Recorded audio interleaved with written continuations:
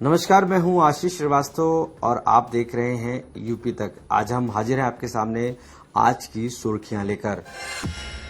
आज अगर हम बात करेंगे तो कुछ प्रमुख खबरों पर उत्तर प्रदेश और लखनऊ की, जिस पर हम आपका ध्यान फोकस करना चाहेंगे किस तरीके से खबरें हैं। एक तो सबसे पहले खबर हम डिस्कस करेंगे जो बहुत ही महत्वपूर्ण है, वह है सीएम योगी की उपस्थिति में फिर प्राण प्रतिष्ठा होगी। यानी कि जो अयोध्या में राम मंदिर बना हुआ है, उसके बाद अब जो सेकंड फ्लोर का काम पूरा हो गया है और उसकी 5 तारीख को होनी है प्राण प्रतिष्ठा, जिसको लेकर सीएम योगी की उपस्थिति में होगा। पहले भी कॉन्सेक्रेशन सेरेमनी हुई थी जिसमें प्रधानमंत्री मोदी थे, लेकिन अब इस बार सेकंड फ्लोर जहां पर पूरा राम दरबार बना हुआ है वहां पर अब ये प्राण प्रतिष्ठा की जाएगी। दूसरी खबर पर बढ़ते हैं। प्रदेश में 7,374 शिक्षकों का पारस्परिक स्थानांतरण हो गया। शिक्षा के जो शिक्षक है उनका स्थानांतरण के लिए ये एक जो नियम है वो निकाला गया था, जिसके बाद अंतर जनपदीय ट्रांसफर हुआ है। इसमें 3,687 जोड़ी यानी 7,374 शिक्षकों को ट्रांसफर किया गया है। उनकी जो जोड़ी है उनके साथ में पारस्परिक स्थानांतरण किया गया है। ये खबर महत्वपूर्ण है। दैनिक जागरण ने इसको अपने फ्रंट पेज पर जगह दी है और इसकी खबर को हम आपको भी बता रहे हैं। दूसरी एक महत्वपूर्ण खबर है, यातायात में बाधक बनने वाले धार्मिक स्थल अब हटाए जाएंगे। यानी कि जो भी धार्मिक स्थल है जो रोड पे आ रहे हैं, जिन पर यातायात बाधित हो रहा है, उनको अब हटा दिया जाएगा। और कमिश्नर ने ऑर्डर किया है, चाहे वो लखनऊ की किसी भी जगह पर हो, फिर चाहे वो मंदिर मस्जिद मजार कुछ भी हो, उसको हटाया जाएगा। इस खबर को प्रमुखता से जगह दी है। और एक खबर कल हमने देखी थी, काफ़ी ज़्यादा थोड़ी पॉजिटिव है कि बैराज में फंसी डॉल्फिन को घाघरा में छोड़ा। तकरीबन आधा दर्जन डॉल्फिन थी बैराज में कल फंस गई थी, जिनको रेस्क्यू किया गया और उसके बाद उनको घाघरा नदी में छोड़ दिया गया। क्योंकि डॉल्फिन बहुत ही रेयर इसमें दिखाई देती है, उसके बाद उनको रेस्क्यू किया गया। तो ये खबर जागरण ने दी है अपने प्रेस पे, और इस तरह की खबरों को जगह जागरण ने अपने पेज पे दी है। अगर हम दूसरे अखबार पर उठाकर बात करते हैं कि अमर उजाला क्या कह रहे हैं, तो अमर उजाला की खबर पर फोकस करते हैं। एक तो अगर हम यूपी और उत्तर प्रदेश की बात करते हैं तो एक छोटी सी खबर है लेकिन महत्वपूर्ण है कि ससुराल के पते पर राशन कार्ड में स्वतः जुड़ेगा जो बहू है उनका नाम। अभी तक क्या होता था, लड़कियों का नाम राशन कार्ड पर नहीं जुड़ता था, लेकिन अब राशन कार्ड पर डायरेक्ट नाम जुड़ जाएगा जैसे ही ससुराल पहुंचेंगे। और इसके अलावा अगर हम खबर देखें तो महत्वपूर्ण खबरों में परिषदीय विद्यालयों में 7,374 शिक्षकों को तबादला मिला है, उस खबर को जगह दी है अमर उजाला ने भी।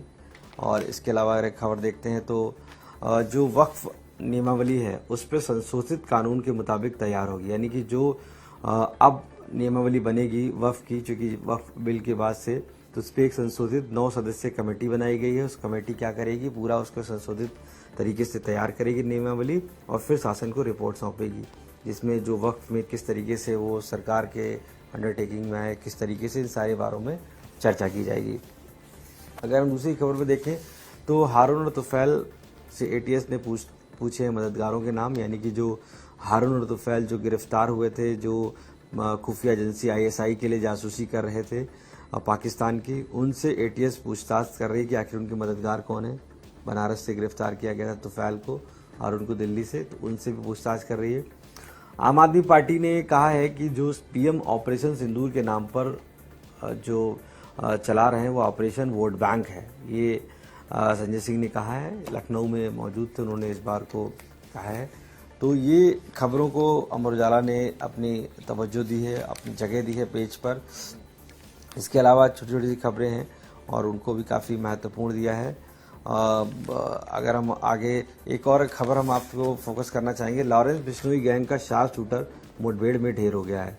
ये यूपी एसटीएफ ने कल नोएडा यूनिट ने दिल्ली की स्पेशल सेल की संयुक्त टीम ने बुधवार रात लॉरेंस बिश्नोई गैंग के शार्प शूटर नवीन कुमार को मुठभेड़ में ढेर कर दिया है, मार गिराया है, जिस पर हत्या के बहुत शार्प शूटर चूंकि लॉरेंस बिश्नोई गैंग का था तो ये काफ़ी महत्वपूर्ण हो जाता है।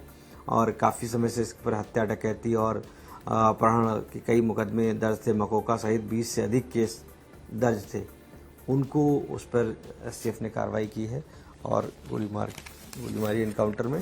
तो अमर उजाला की खबरें हैं जिनको हमने आपने देखा, शेयर किया। हम आपको भारत टाइम्स भी दिखा देते हैं कि आखिर वो क्या खबर दे रहे हैं। नेशनल खबरें तो जो है इसमें हम देखते ही हैं कि तकरीबन जिस तरीके से पीएम की सभा में दौरान जाम ना लगे, पीएम सीएम योगी कानपुर पहुंचे हैं और तैयारियों का जायजा लिया है।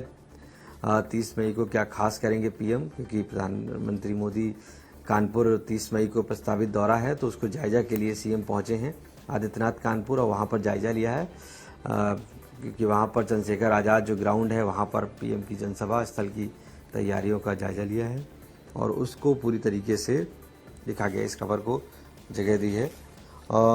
दूसरी खबर पे 15 दिन बाद आज फिर से खुलेगा जू जो काफ़ी दिनों से बंद था, चूँकि जो वहाँ पर वायरस था उसको लेकर सारे जितने भी कह सकते हैं कि जू थे उनको बंद कर दिया गया था।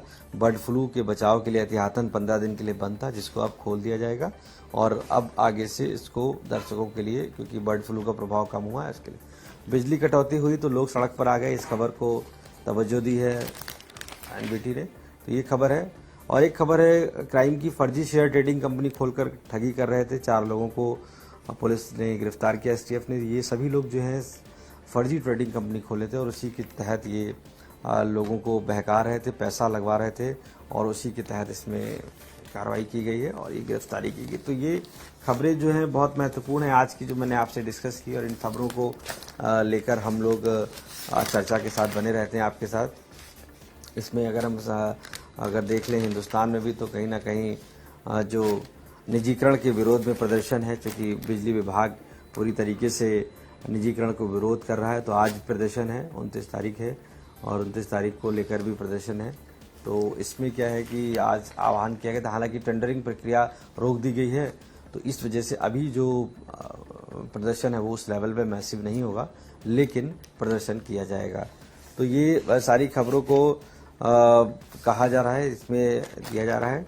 अखिलेश यादव की एक खबर है कि धीरे धीरे खत्म किए जा रहे हैं अपराधी घराने।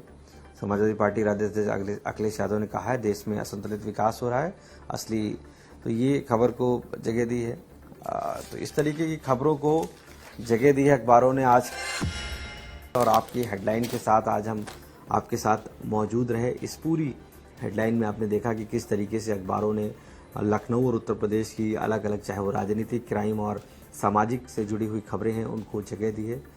और आप भी इन खबरों के साथ जुड़े रहिए और देखते रहिए यूपी